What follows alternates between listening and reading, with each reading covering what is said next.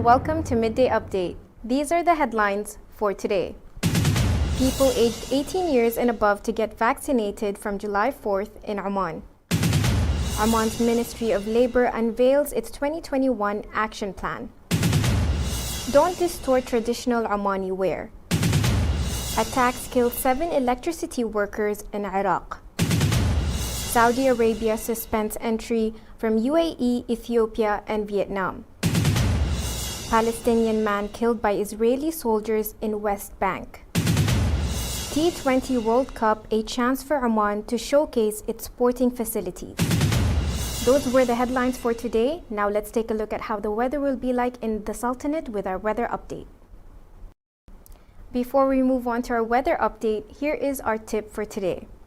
Kericho, Kenya in Africa experiences more hailstorm than any other city in the world. Kericho has an average of 50 days of hail per year. That was our tip for today. Now let's take a look at how the weather will be like in all the governorates. Muscat will be sunny, temperatures between 42 to 36 degrees Celsius. Musandam will be sunny, temperatures between 40 to 31 degrees Celsius. North Al-Batina will be sunny, temperatures between 35 to 32 degrees Celsius. South Al-Batina will experience thunder showers, temperatures between 44 to 31 degrees Celsius. Al-Buraymi will experience thunder showers, temperatures between 47 to 33 degrees Celsius. Al-Dhahira will be partly cloudy, temperatures between 46 to 33 degrees Celsius. Al-Dakhiliya will experience thunder showers, temperatures between 45 to 29 degrees Celsius. North Al-Sharqiyya will experience thunder showers, temperatures between 43 to 28 degrees Celsius. South Al-Sharqiyya will be partly cloudy, temperatures between 47 to 31 degrees Celsius. Al-Wusta will have a sandstorm, temperatures between 45 to 26 degrees Celsius. And Dhofar will experience thunder showers, temperatures between 28 to 22 degrees Celsius.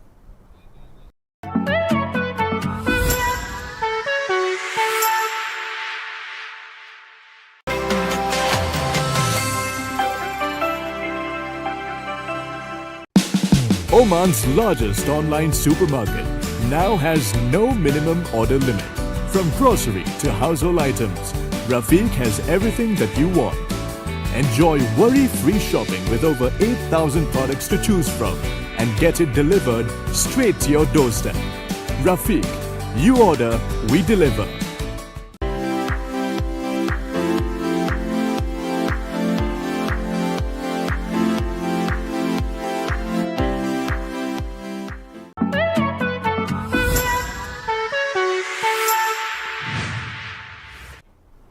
Welcome back to Midday Update, and now with our local stories.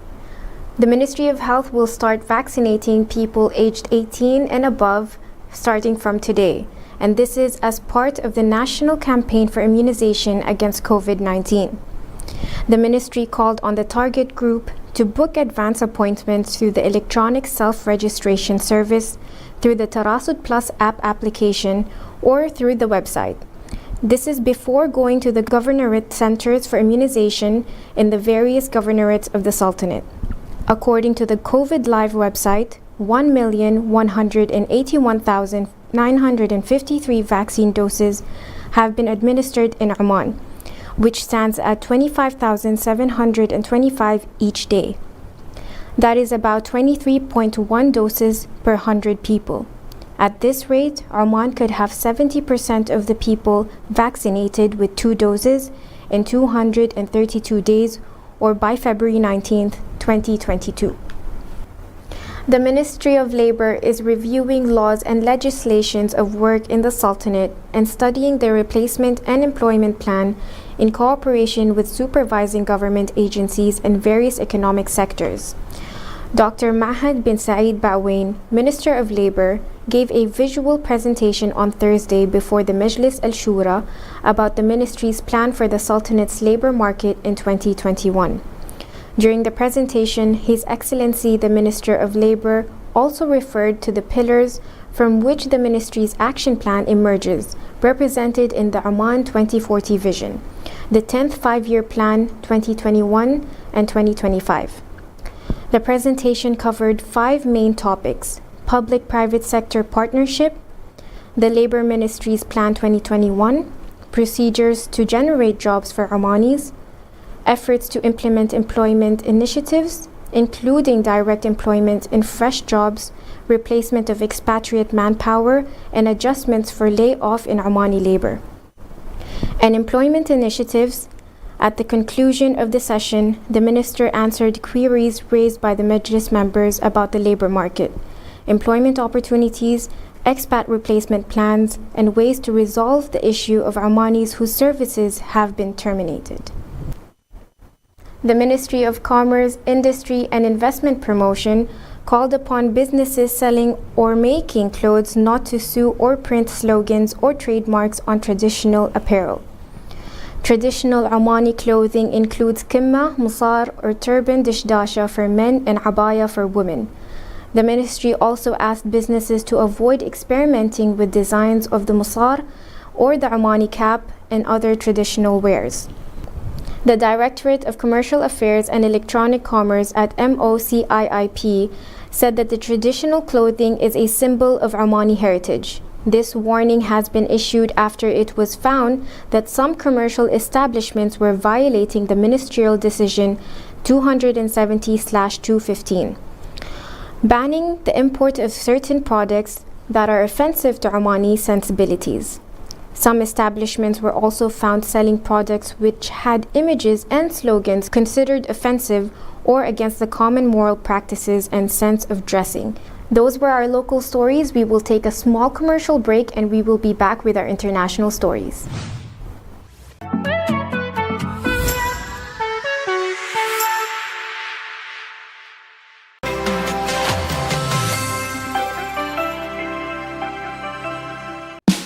Oman's largest online supermarket now has no minimum order limit.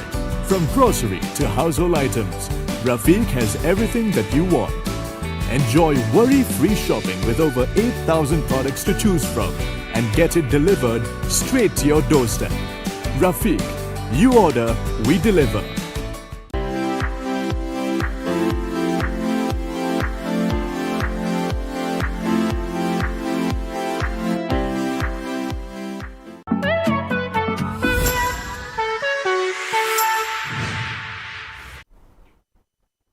Welcome back, and now with our international stories. 7 electricity workers were killed and 11 injured in the past 10 days in attacks by militants aiming to prevent the government from supplying electricity during the scorching summer, the Iraqi government said on Saturday. The attacks targeted some power plants and the main power transmission lines amid rising temperatures, said the statement by the media office affiliated with the General Secretariat for the Council of Ministers. The attacks were carried out through firing rockets, explosive devices, and sniper weapons, damaging 61 transmission lines, the statement said. The Ministry of Electricity continues its efforts to repair the electrical grid that has been sabotaged across the country and has so far managed to reach the production of 16,000 megawatts, according to the statement. Saudi Arabia has suspended entry for the citizens of the United Arab Emirates and Vietnam over the spread of the coronavirus and its strains in these countries. Saudi citizens are allowed to visit these countries only after getting a permit from the kingdom's authorities. The new restrictions will enter into force on late Sunday. The World Health Organization declared the COVID-19 outbreak and pandemic on March 11, 2020. To date, more than 183.1 million people have been infected with the coronavirus worldwide, with over 3.96 million fatalities, according to Johns Hopkins University. Saudi Arabia has confirmed more than 490,000 COVID-19 cases so far, with over 7,800 fatalities. A Palestinian young man was killed on Saturday by Israeli soldiers near the northern West Bank city of Nablus, Palestinian medical sources and eyewitnesses said. In a press statement, the Palestinian Ministry of Health said that the 20-year-old Mohammed Hassan from Qusra village, southeast of Nablus, was killed after being shot in his chest by Israeli soldiers. Eyewitnesses said that Hassan was at the roof of his house and died from a stray gunshot fired by the Israeli soldiers during clashes with Palestinian demonstrators in the village. Besides Hassan's death, the health ministry said 2 other Palestinian demonstrators were shot and wounded by Israeli soldiers. They were evacuated to Rafidiyya Hospital in Nablus for treatment. A Palestinian activist in a movement against Israeli settlements said that clashes broke out in the village of Qusra after a group of settlers stormed there Saturday afternoon. Over the past few weeks, the village has been subjected to daily attacks carried out by Israeli settlers who live in the nearby settlement outpost near Nablus. Those were our international stories. We will take another small commercial break and we will be back with our sports news.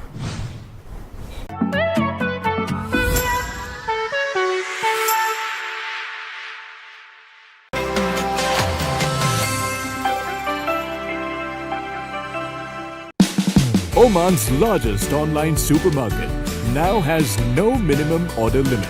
From grocery to household items, Rafiq has everything that you want. Enjoy worry-free shopping with over 8,000 products to choose from and get it delivered straight to your doorstep. Rafiq, you order, we deliver.